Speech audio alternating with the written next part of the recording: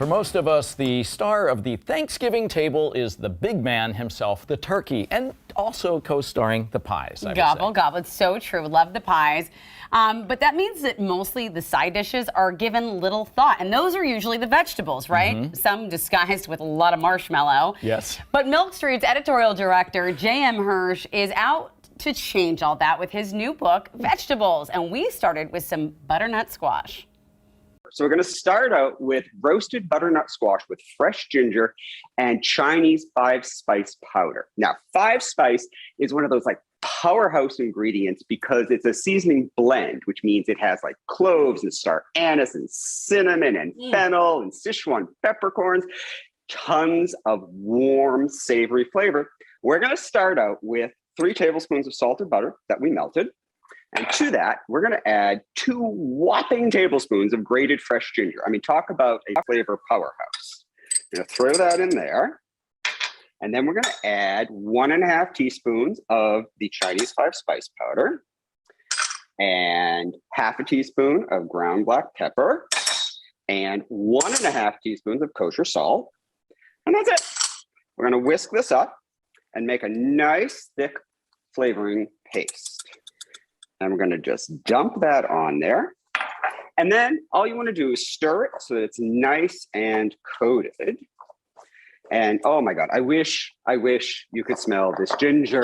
It's so one day good. we'll be together and I can smell your cooking. We're going to spread it onto a foiled baking sheet. And the key here is you want to make sure that you get the squash nice and flat in an even layer. Okay. Because if it's all piled up, you're not getting contact with the baking sheet. And the baking sheet is what's going to give us that nice browning, that crisping that we want. And if you want, you know, little olive oil, always makes everything better, right? I love it. Add a little extra. All right. This goes into a 500-degree oven for about 25, 30 minutes. And that's about it. You're going to bring it out and it's going to look like this. Oh my God. Roasted, toasted. We're not done yet. Oh. We're going to crank up the flavor even more. This is candied, also called crystallized ginger. Ooh. And it's basically just fresh ginger that they, peel, chunk up, and then simmer in a sugar syrup until the outside becomes crystallized and crunchy and sweet, and the inside is tender and chewy. And it's the perfect kind of textural contrast to the tender and crispy squash. And it adds big punches of savory, sweet, peppery flavor. And that's it. Little freshness. We're going to add I have scallions, but you could also use chives. Really? And because it gives you that kind of green freshness, okay. A contrast to the roasted flavors, the caramelized flavors, the ginger. It just kind of pulls everything together, adds those kind of bright notes that keep everything exciting. Yeah. And that's it. This is your new approach to squash. No extra effort. You just turned butternut squash on its head. I can't believe I've seen that. I have a quick question for you about butternut squash. Do you dry it out a little bit before baking it? It's possible that you could get one that has a lot of moisture. And if it's kind of leaking as you cut it, sure, pat it dry with some paper towels. Okay. But most of the time it's not. In fact, the ones I was cutting up yesterday were actually a little on the dry side, which is why I gave it a little bit of extra oil in the pan. Oh, you did? So it's usually not a problem. All right. So vegetables in general, I feel like they kind of get second tier status at Thanksgiving dinner. Tell me about your book, Vegetables. Why did you write a book focused on this one group?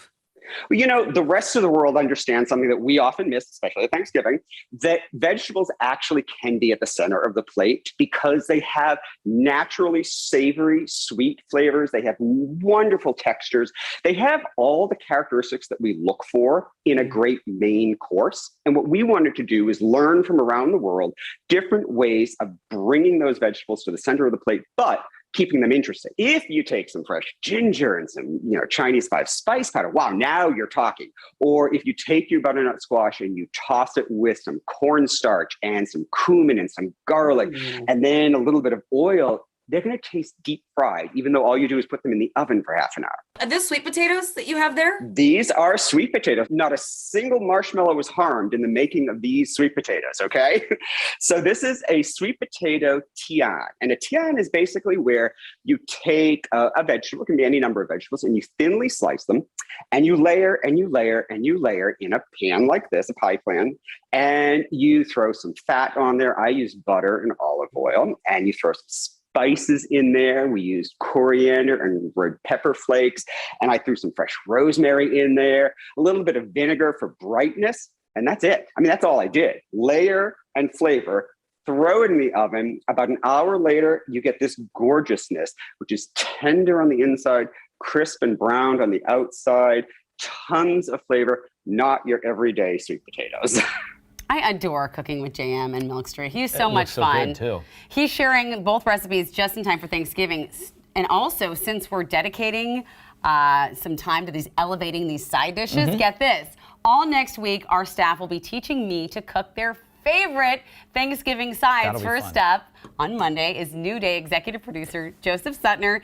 That is his famous broccoli puff. Wow. Which I've never tried before. Are you gonna try it? I'm not sure. I'll let you try it first. I have no clue what that is, but I'll stop by. That'll be my gift to you.